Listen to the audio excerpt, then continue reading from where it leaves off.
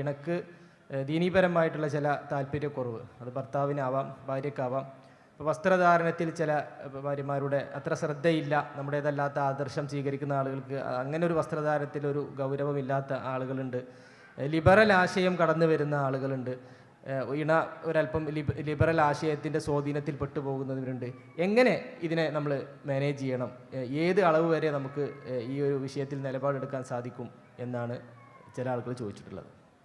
ഇതിൽ നമ്മൾ മനസ്സിലാക്കേണ്ട ഒരു കാര്യം എന്താ വെച്ചാൽ, ഇപ്പോൾ നമ്മൾ താടി വെച്ചു, അല്ലെങ്കിൽ നമ്മൾ ജമാഅത്ത് നിസ്കാരത്തിന് വേണ്ടി പോകുന്നു, നമ്മൾ വസ്ത്രം നെരിയാണിക്ക് മേലെടുത്തു, നമ്മൾ ആളുകളോട് നല്ലവർക്ക് പെരുമാറുന്നു, രാവിലെ എഴുന്നേറ്റാൽ ഒരു ജുസ് ഓതുന്നു. ഇതൊക്കെ എങ്ങനെ ഉണ്ടായത്? ആരോ നമ്മളോട് ഇങ്ങനെ നിരന്തരം പള്ളി പോണ്ടേ എന്ന് ചോദിച്ചിട്ടല്ല. നമ്മുടെ ഉള്ളിൽ അതിനുള്ളൊരു ഈമാനും ദീനും ഏതോ പ്രസംഗത്തിലോ ഏതോ സഹവാസത്തിലോ നമുക്ക് ലഭിച്ചു. ആ വിശ്വാസം നമ്മുടെ മുന്നിലേക്ക് വരുമ്പോൾ ആ വിശ്വാസത്തിൻ്റെ ഇഖ്തിലാൽ, അതിൻ്റെ തേട്ടമാണ് പള്ളി പോകണം, താടി വെക്കണം, സുന്നത്ത് നിസ്കരിക്കണം.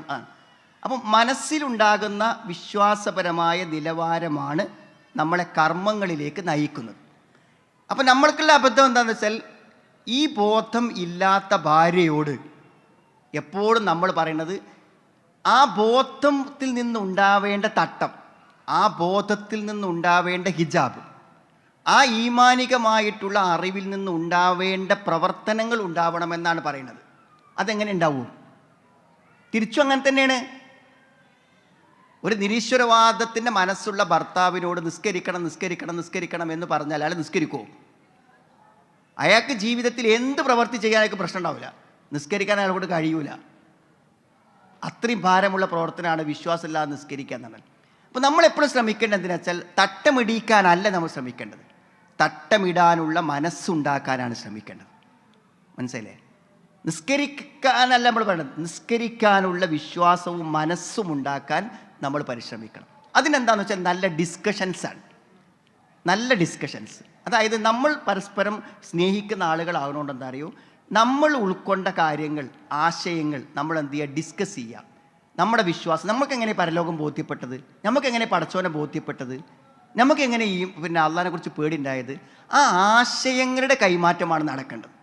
അതൊരാളുടെ ഹൃദയത്തേക്ക് പറ്റും. ചിലപ്പോൾ നിങ്ങളുടെ സഹപ്രവർത്തകന് നിങ്ങൾ പറഞ്ഞു കൊടുത്ത ഒരു 5 മിനിറ്റ് ക്ലിപ്പ് അല്ലെങ്കിൽ ഒരാശയം അയാളെ ജീവിതത്തെ പരിവർത്തിപ്പിക്കുമെങ്കിൽ അങ്ങനെ തന്നെ ഭാര്യ മാറുള്ളൂ, അങ്ങനെ തന്നെ ഭർത്താവ് മാറുള്ളൂ.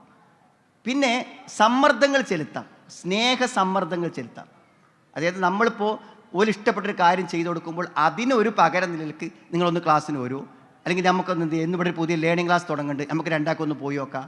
അങ്ങനെ നമുക്ക് എന്ത് ചെയ്യാൻ പറ്റും, അവരെ നമ്മൾക്ക് സമ്മർദ്ദങ്ങൾ ചെലുത്താം. നല്ല നിലയ്ക്ക് നമുക്ക് അങ്ങനെ നമ്മൾ ഉദ്ദേശിക്കുന്ന വഴിയിലേക്ക് അവരെ കൊണ്ട് നമുക്ക് ഒന്നിച്ചൊന്ന് റേഡിയോ കേൾക്കാം, അല്ലെങ്കിൽ ഒന്നിച്ച് നേർവഴി കേൾക്കാം, അല്ലെങ്കിൽ ഒന്നിച്ച് ഖുർആൻ വായിക്കാം, ഒന്നിച്ചൊരു പുസ്തകം വായിക്കാം, ഡിസ്കസ് ചെയ്യാം. അതൊക്കെ നമുക്ക് പറ്റും.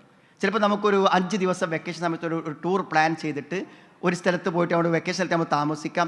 അവിടെ നമ്മുടെ ഡിസ്കഷൻ്റെ മാറ്റർ ഇതായിരിക്കും എന്ന് പറയാം, എന്നിട്ട് തുറന്ന് ഡിസ്കസ് ചെയ്യാം. അപ്പോൾ നമ്മളൊന്ന് റെഫർ ചെയ്തതിനൊക്കെ റെഡി ആവുക. ഇത് സന്ദർഭം ഉള്ളപ്പോഴും ഇല്ലാത്തപ്പോഴൊക്കെ ഇതിങ്ങനെ പറഞ്ഞ് വെറുപ്പിച്ച് നമ്മളെ കാണാൻ പോലും അവർക്ക് ഇഷ്ടമില്ലാത്ത കോലത്തിലേക്ക് എന്ത് ചെയ്യാണ് മക്കളൊക്കെ അങ്ങനെയാണ് അകന്നു പോണത്. മക്കളോട് പറഞ്ഞ് പിന്നെ മക്കൾക്ക് വീട്ടിൽ വരാൻ തോന്നൂല.